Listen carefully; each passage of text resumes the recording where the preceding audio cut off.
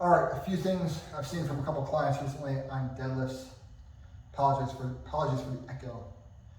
First one is lifting your hips at the start, or starting with your hips too low is effectively what it is. So a lot of people, when they start their deadlift, will start with their hips very low. They'll start them here, right?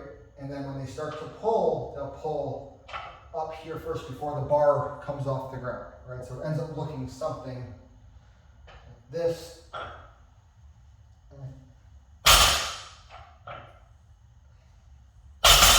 I'm exaggerating, but you'll get some backgrounding usually with it as well. I don't really round my back, but you get the idea.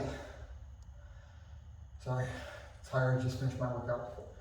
So the fix for that is usually to do a couple reps, obviously some maximally. Look at where your hips go naturally in the subsequent reps. Usually, after that first rep, your hips will settle at a certain height, and that's probably about the height they should be for your initial pull, right? So if I'm watching a client, the client does something like this, right? They start here, they end up pulling, right, and then doing like that, you know, and then their next deadlift, they do a double, and then the next deadlift, they're here, right? That's where I want their hips, right? The next deadlift, they pull like that, right?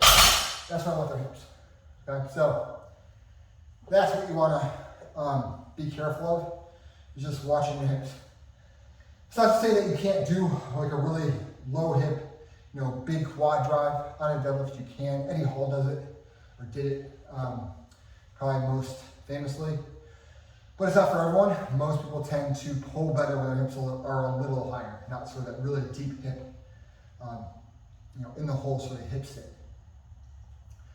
The other thing I want to mention is driving, sort of quad drive on a deadlift. It's something I am personally not great at. This is why my stiff leg, straight leg deadlift has always been so close to my regular deadlifts, because I was never good at using my quads.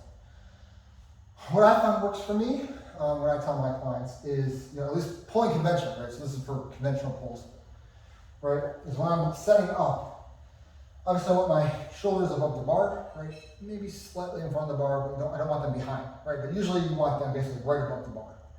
Right, so my setup, I'm setting up about here, and I'm pushing my knees like out to my toes, so they're actually above the bar.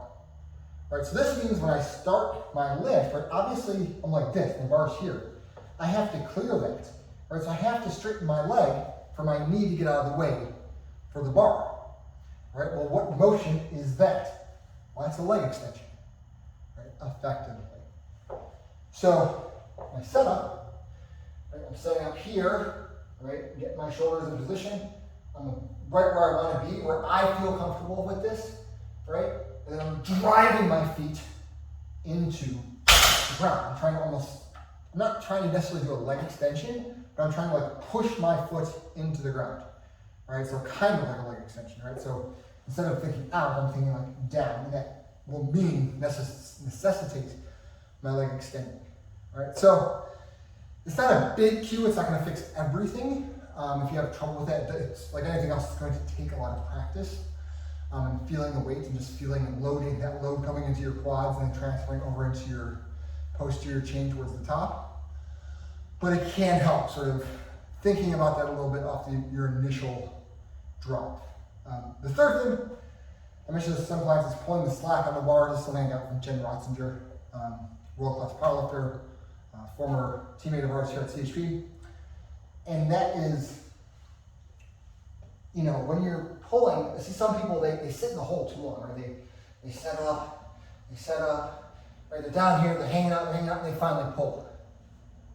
All right, you wasted a bunch of energy sitting in there, right? Jen pulls sumo, but it applies for both conventional and sumo, right? Is, you know, trying to get tension in this arm, right? If I'm pulling over under, right? Here, right? I've got tension, and boom, now I'm pulling, right? It's a little, I would say it's a little bit more obvious with sumo, because with sumo, you almost want to be uncomfortable to get in position, right? Like getting that grip while keeping your hips forward and above the bar as much as you can, you know, your outward stance, right? in doing this, like it should feel like very uncomfortable. I found, right? So you get all that tension, right? Because you want to be almost like you're compressing a spring, so that you're just at the point you can compress the spring to when you grab the bar, and then you can pop up, right? Or use that sort of compression to help, and then expansion of the spring, basically your tightness to expand upwards. I think it's a little less obvious on a conventional pull. It's still there, right? You still want that tension, but I think it's a little bit, most people find it easier to get into a conventional stance, and your sort of initial pull is coming from a slightly more, I would say, for most people, easier stance to get into. So I hope that helps you out for the clients that I've sent this to. Hope that helps you out. I probably sent to you for a reason. It was probably one of those things I wanted you to work on or think about. And yeah, thank you very much.